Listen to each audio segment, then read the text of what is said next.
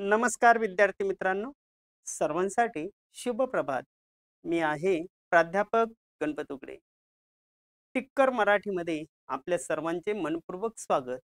चला तर मित्रांनो, आजपर्यंत तुम्ही टिक्कर मराठी टेलिग्राम चॅनल असेल, यूट्यूब असेल अथवा टिक्कर मराठीचं ॲप असेल, यावरती स्पर्धा परीक्षांची तयारी कशी करावी, किंबहुना तलाठी भरती 2025, मग त्याच्यामध्ये टी असेल, नगर परिषद असेल, MIDC, DMER असेल, इतर सरळ सेवा परीक्षा, त्यामध्ये TCS पॅटर्ननुसार मराठीचे काही व्याकरण आहे, त्या मराठी व्याकरणामध्ये जे काही प्रश्नांचे प्रकार आहे किंवा विविध प्रकारचे जे काही घटक आणि उपघटक आहे, त्याचा आपण अभ्यास केलेला आहे. आज आपण हे 26वे पुष्प गुंफत आहोत. अर्थातच ते आहे भाषेचे अलंकार. अलंकारावरती 100% गॅरंटेड परीक्षेला प्रश्न विचारले जातात आणि या प्रश्नांची उत्तरे येण्यासाठी आपण अलंकार म्हणजे काय, अलंकाराचे मुख्य प्रकार कोणते, त्याचे पोट प्रकार कोणते, अलंकार ओळखण्याच्या ज्या काही खुणा आहे, या सर्व गोष्टींचा आपण या ठिकाणी अभ्यास करणार आहोत. आता याचा विचार जर केला तर सगळ्यात पहिली गोष्ट तुम्हाला माहित पाहिजे, अलंकारावरती परीक्षेला प्रश्न कसे विचारले जातात.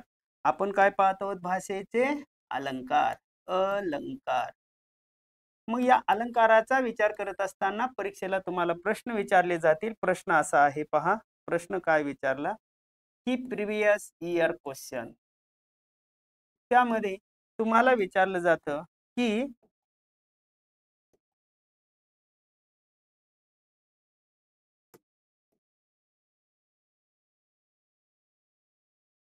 प्रश्न असा आहे, पेटविले पेटविले पाषाण, पेटविले पाषाण पठारावरती शिवबानी, पेटविले पाषाण पठारावरती शिवबानी, शिवबानी गळ्यामध्ये गळ्यामध्ये गरिबांच्या गळ्यामध्ये गरिबांच्या गाजे, गाजे संतांची वाणी, संतांची वाणी. आणि इथं विचारलं जाईल, या वाक्यातील अलंकार ओळखा. अशा प्रकारचा प्रश्न या ठिकाणी विचारला. आता हा प्रश्न विचारल्यानंतर मग तुम्हाला इथं पर्याय दिले जातात. पर्यायाचा विचार करत असताना पर्याय असे आहेत की या ओळीमध्ये कोणता अलंकार आहे, आणि मग पहिला पर्याय दिला काय, यमक आहे. दुसरा पर्याय दिला काय, या ठिकाणी बी पर्याय दिला अनुप्रास आहे, अनुप्रास आहे. आणि सी पर्याय दिला की या ठिकाणी अतिशयोक्ती आहे, अतिशयोक्ती आहे. आणि डी पर्याय दिला श्लेष अलंकार आहे, श्लेष अलंकार आहे. तर काय वाटतं अंदाजे तुम्हाला सांगा की पेटविले पाषाण पठारावरती शिवबांनी, गळ्यामध्ये गरिबांच्या गाजे संतांची वाणी. मित्रांनो, इथं पपची काय झालेली आहे, पुनरावृत्ती झालेली आहे, बरोबर आहे ना. आणि गगची देखील काय झालेली आहे, पुनरावृत्ती झालेली आहे. आता पपची आणि गगची पुनरावृत्ती झाली तर इथं जर तुम्ही पाहिलं तर मित्रांनो, हा 100% कोणता अलंकार आहे रे, अनुप्रास अलंकार आहे. कोणता अलंकार आहे, अनुप्रास. कोणता अलंकार आहे, अनुप्रास अलंकार आहे. कारण एखाद्या वाक्यामध्ये किंवा कवितेच्या चरणामध्ये एकाच अक्षराची पुनरावृत्ती होऊन त्यातील नादामुळे भाषेला सौंदर्य प्राप्त होतं. म्हणजे त्या ठिकाणी तो जो काही अलंकार आहे त्या अलंकाराला अनुप्रास अलंकार असे म्हणतात. आता इथं पा वाणी आणि शिवबांनी असं नी म्हटलेलं आहे. मग तसं जर याचा जर विचार वगैरे केला तर हा यमक पण येऊ शकतो. परंतु इथं मात्र रिधम साधलेला आहे. काय साधलेलं आहे, रिधम. म्हणजे कसं, रुनुझुन रुनुझुन रुनुझुनु रे भ्रमरा, सांडिती अवगुनु रे भ्रमरा, रुनुझुन रुनुझुनु रे भ्रमरा. याचा अर्थ असा की या ठिकाणी एकाच अक्षराची पुनरावृत्ती झाली आणि त्यातील नादामुळे भाषेला सौंदर्य प्राप्त झालं. म्हणून हा अनुप्रासच आहे. बाकीची उत्तरं कशी आहेत रे? चुकीची आहेत. ठीक आहे. पुढचा एक प्रश्न विचारतो. पुढचा प्रश्न असा आहे, तुम्हाला उत्तर द्यायचं आहे. पहा. आभाळागत माया तुझी आम्हावरी राहू दे, ऐरणीच्या देवा तुला थिनगी थिनगी वाहू दे. आभा आभाळागत माया तुझी, आभाळागत माया तुझी, माया तुझी आम्हावरी राहू दे, आम्हावरी राहू दे, राहू दे. अहिरणीच्या देवा तुला थिनगी थिनगी वाहू दे. आणि इथं काय म्हटलं रे? इथं तुम्हाला सांगितलं अलंकार ओळखा. अशा प्रकारचा प्रश्न परीक्षेला विचारला.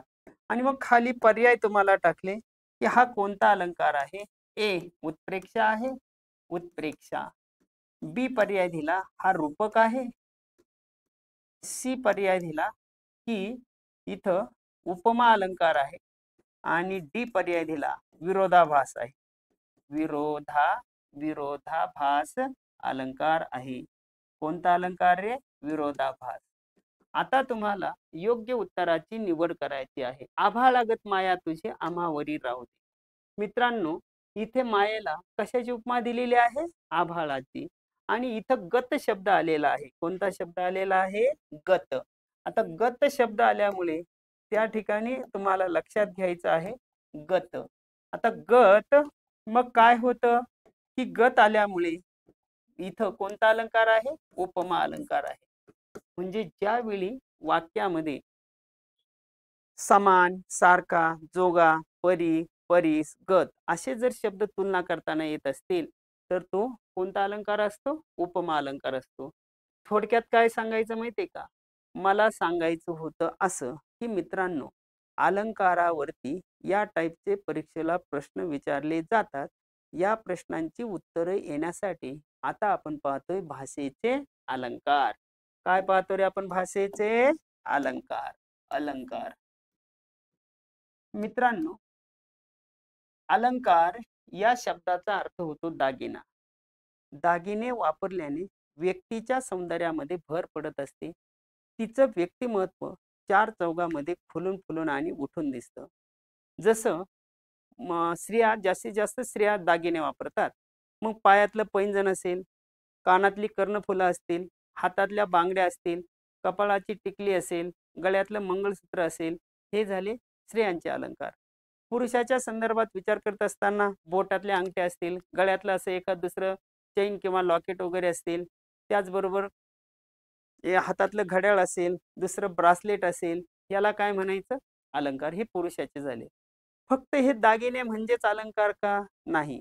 एखाद्याने सुंदर येल्लो टी शर्ट घातला, जीन पॅन्ट घातली, मस्तपैकी रुबाबात तो उभा आहे, त्यामुळे त्याच्या सौंदर्यामध्ये भर पडली. ते कपडे देखील त्याचे अलंकार.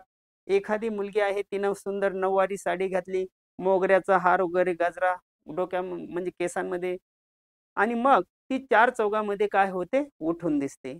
याचा अर्थ असा की दागिने वापरल्याने व्यक्तीच्या सौंदर्यामध्ये भर पडत असते. तिचं व्यक्तिमत्व चार चौघामध्ये उठून खुलून फुलून आणि उठून दिसतं. मग जी गोष्ट व्यक्तीची तीच गोष्ट भाषेची, जी गोष्ट व्यक्तीची तीच गोष्ट भाषेची. याचा अर्थ काय होतो? याचा अर्थ होतो काव्याची काव्याची शोभा शोभा वाढविणारे धर्म म्हणजे भाषेचे अलंकार होय. काव्याची शोभा वाढवणारे धर्म म्हणजे भाषेचे अलंकार होय. किंबहुना दुसरी व्याख्या आपल्याला करता येईल, ज्याच्या ज्याच्यामुळे ज्याच्यामुळे भाषेला सौंदर्य प्राप्त होते. सौंदर्य प्राप्त होते.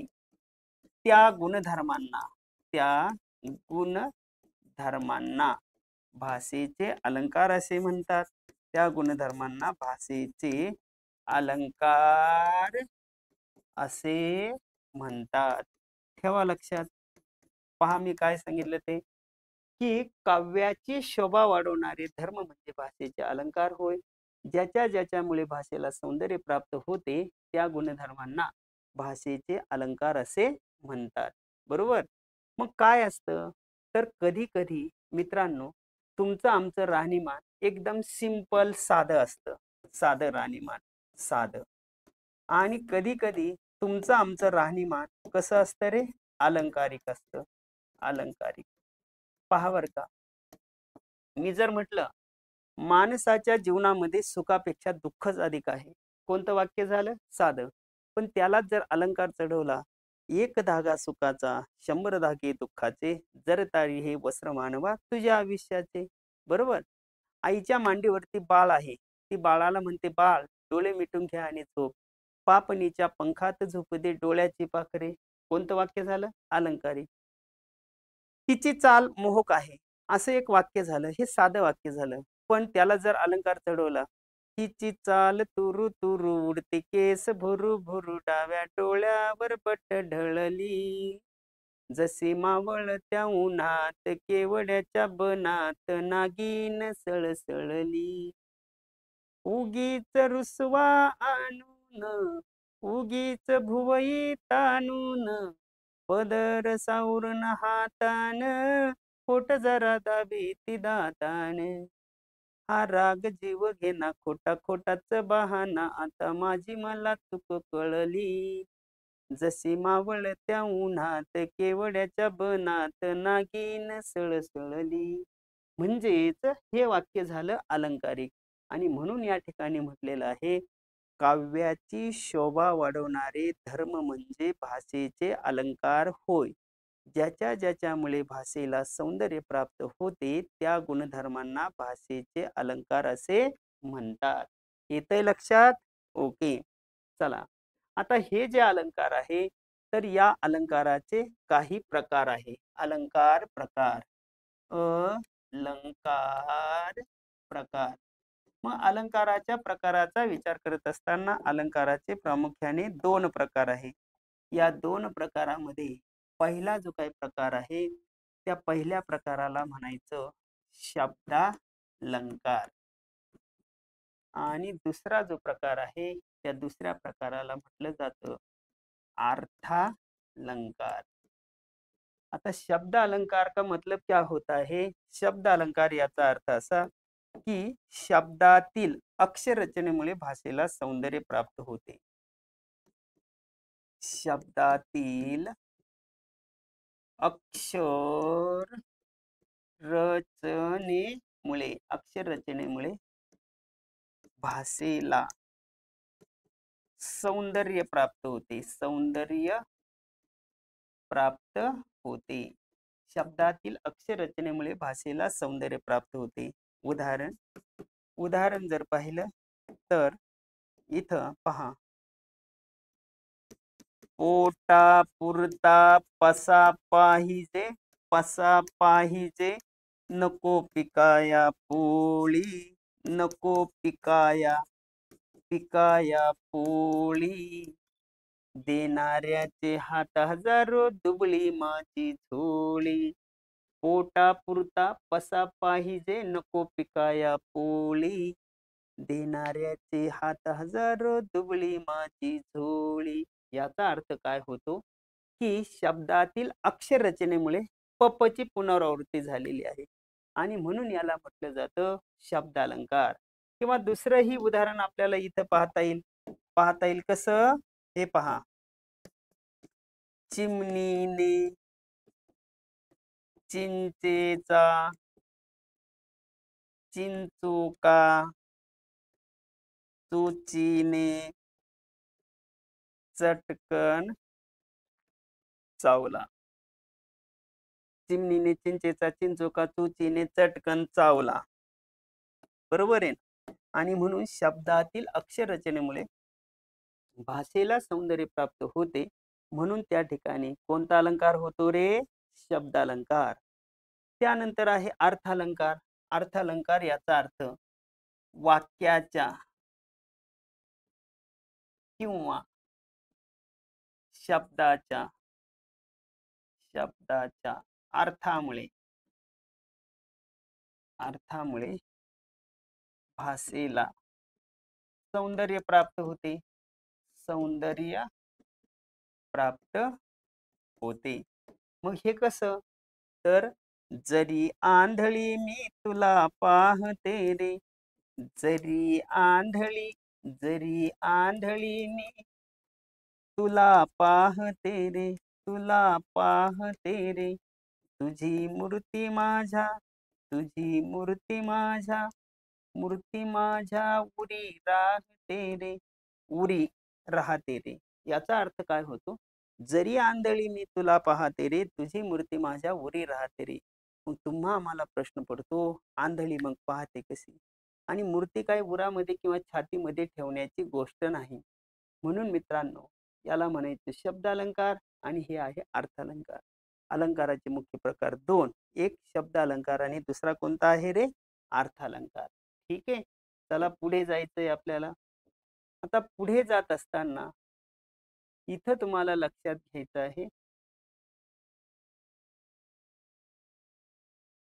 तर पुढच्या बाजूचा आपण विचार करतोय. पुढच्या बाजूचा विचार करत असताना मित्रांनो, इथं पहा, हा काय झाला?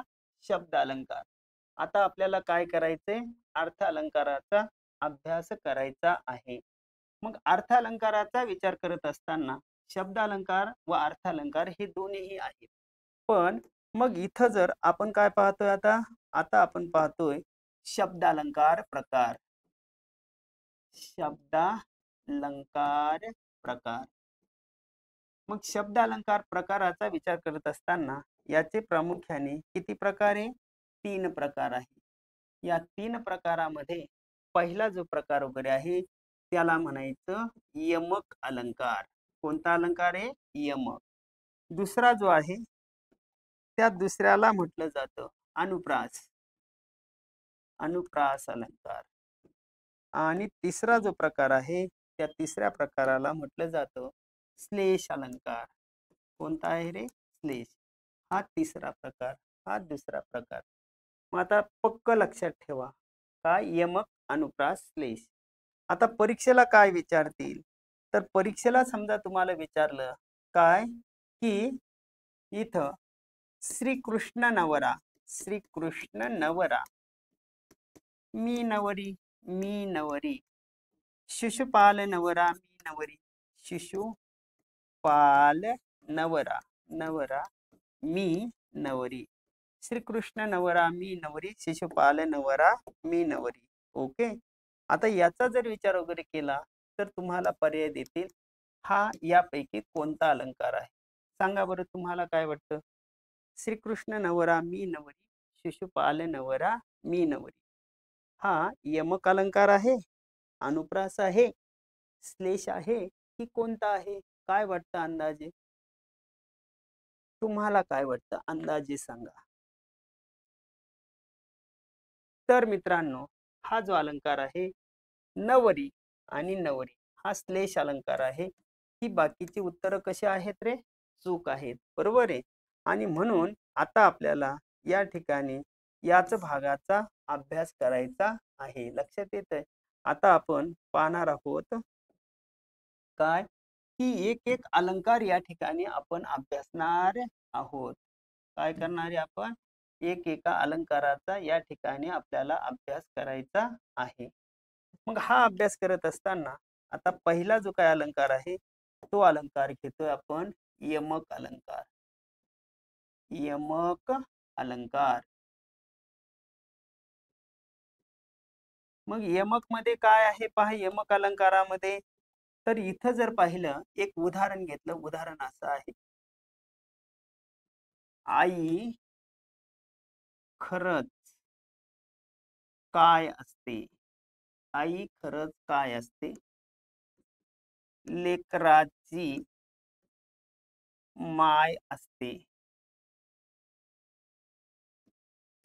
वासराची गाय असते, लंगड्याचा पाय असते, दुधावरची साय असते.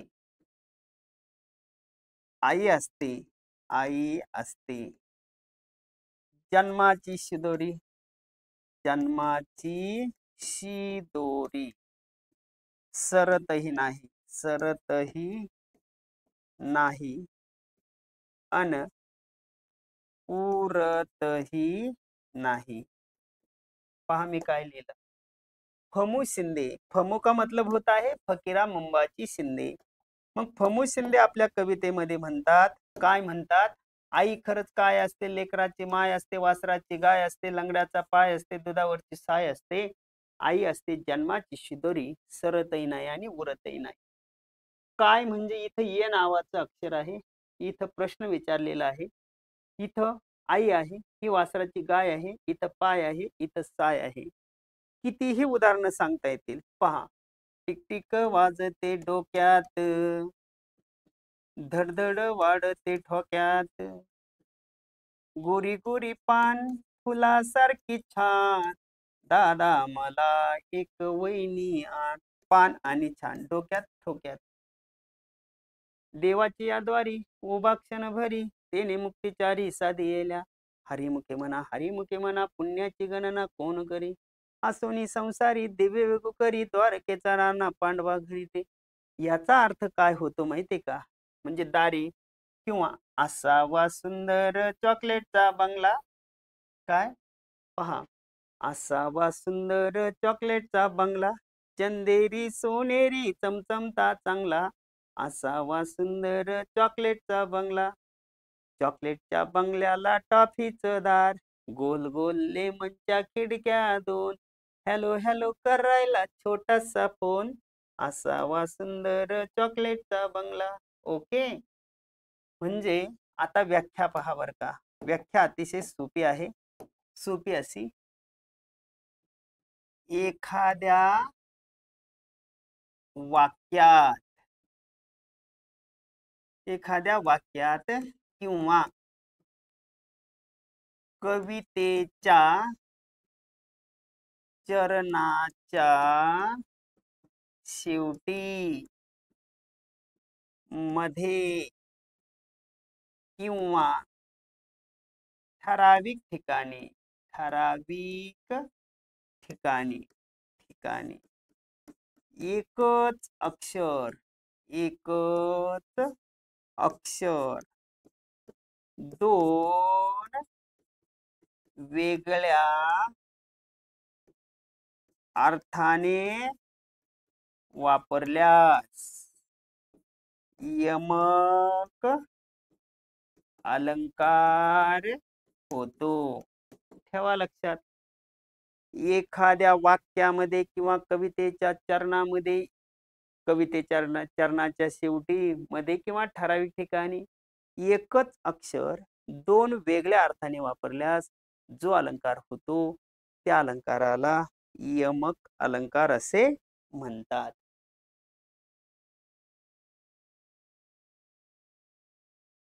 कोणता अलंकार म्हणतात रे? यमक. सांगा, तुम्हाला काही उदाहरण येत असतील तर. कितीही उदाहरणं आपल्याला पाहता येतात. हा कोणता अलंकार झाला? यमक अलंकार. ठीक आहे.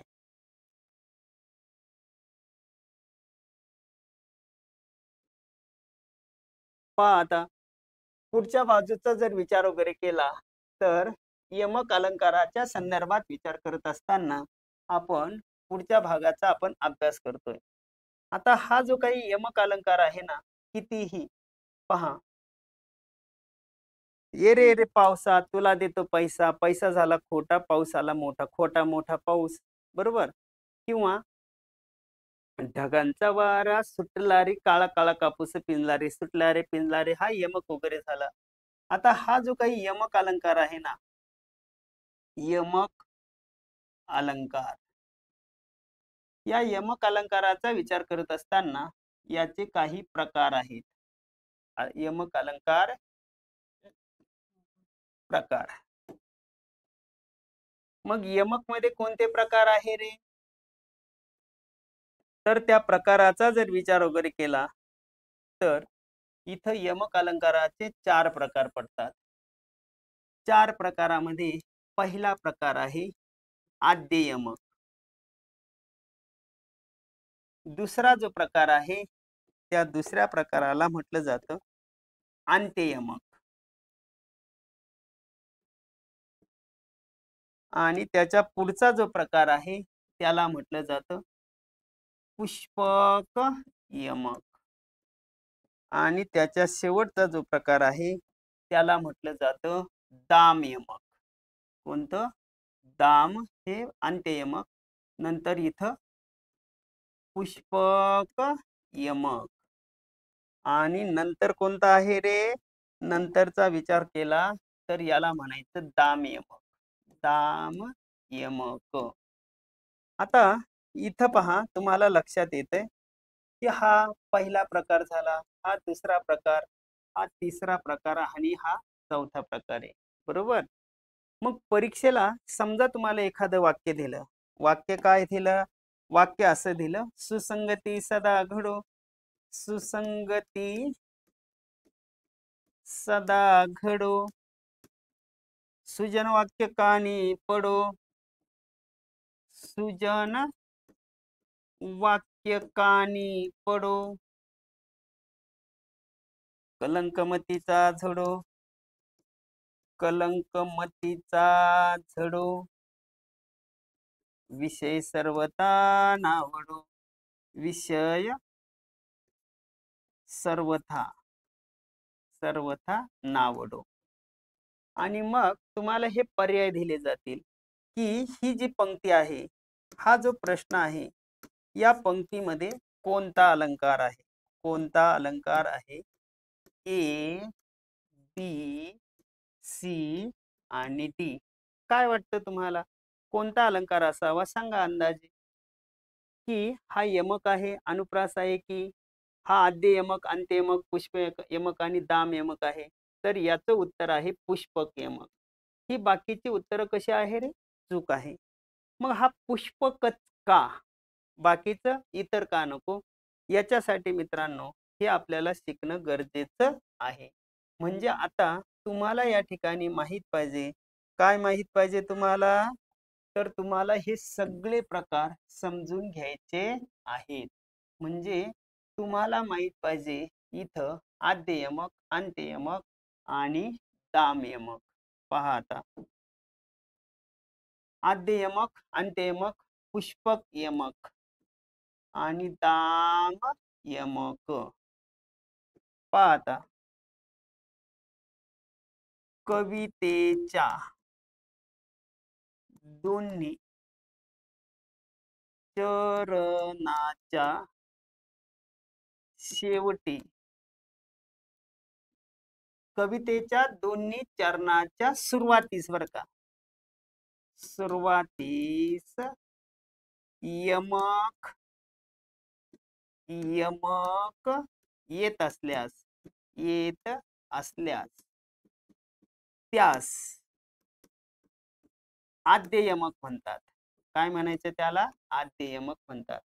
कवितेचे दोन चरण असतात आणि दोन्ही चरणाच्या सुरुवातीला यमक असेल तर त्याला आद्य यमक म्हणतात. जसं आपण जर पाहिलं, काय? समस्त सुरलोका, सुरामी वंदिले समस्त सुरलोका. बरोबर? आता सुर समस्त सुरामी वंदिले सुरलोका. इथं काय आहे रे? दोन्ही चरणाच्या शेवटी यमक असतं. दोन्ही चरणाच्या शेवटी यमक असते. कसं असतं? दोन्ही चरणाच्या शेवटी यमक असतं. कसं? जसं मी म्हटलं, गोरी गोरी पान फुलासारखे छान, दादा मला एक वैनी आण. किती पण दोन्ही. किंवा धरीला पंढरीचा चोर, कळा बांधून या दोर, आज गोकुळात रंग खेळतो हरी, राधिके जरा जपून जात तुझ्या घरी. हरी आणि घरी हे यमक साधलेलं आहे. इथं कवितेच्या चारही चरणात यमक असते. चारही चरणात यमक असते. आई खरंच काय असते? लेकराची माय असते, वासराची गाय असते, लंगड्याचा पाय असते, अशा अर्थाने. आणि इथं शेवटी जर पाहिलं तर पहिल्या चरणाच्या शेवटी व दुसऱ्या चरणाच्या सुरुवातीस यमक असतं. सुरुवातीस यमक असते. दाम म्हणजे दोरी किंवा चऱ्हाट. पहिल्या चरणाच्या शेवटी आणि दुसऱ्या चरणाच्या सुरुवातीला. यमकचे किती प्रकार आहे? आद्य यमक, अंत्य यमक, पुष्पक यमक, दाम यमक.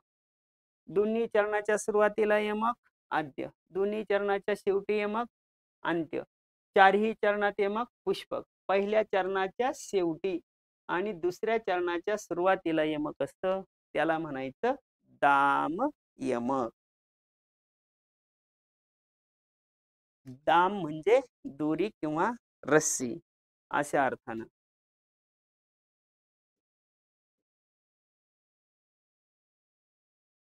चला तर मित्रांनो, अशा पद्धतीने आज आपण मराठी भाषेतील अलंकार, अलंकार म्हणजे काय त्याची व्याख्या आपण पाहिली, अलंकाराचे मुख्य प्रकार आणि शब्द अलंकार शिकायला आपण सुरुवात केली. ज्यावेळेस तुम्ही लाईव्ह बॅच मध्ये याल त्यावेळेस डिटेल सर्वच प्रकार तुम्हाला समजून सांगितले जातील. आज आपण या ठिकाणी थांबतोय. पुन्हा भेटूया असेच नवनवीन घटक घेऊन पुढील भागामध्ये. तोपर्यंत धन्यवाद, नमस्कार, हॅपी थॉट्स. जरूर तुम्ही आपल्या टिक्कर मराठी ॲप डाउनलोड करा. व्हिडिओ यूट्यूब चॅनलला पाहत चला. त्याचबरोबर इथं लाईव्ह बॅच आहे तीही तुम्ही परचेस करू शकता. टेलिग्राम चॅनलला जरूर भेट द्या. लक्षात ठेवा, टिक्कर मराठी ॲप इतर तुमचे मित्र असतील, नातेवाईक असतील यांनाही डाउनलोड करायला सांगा. त्यांनाही हक्काची, मानसन्मानाची, प्रतिष्ठेची भाकरी मिळू द्या.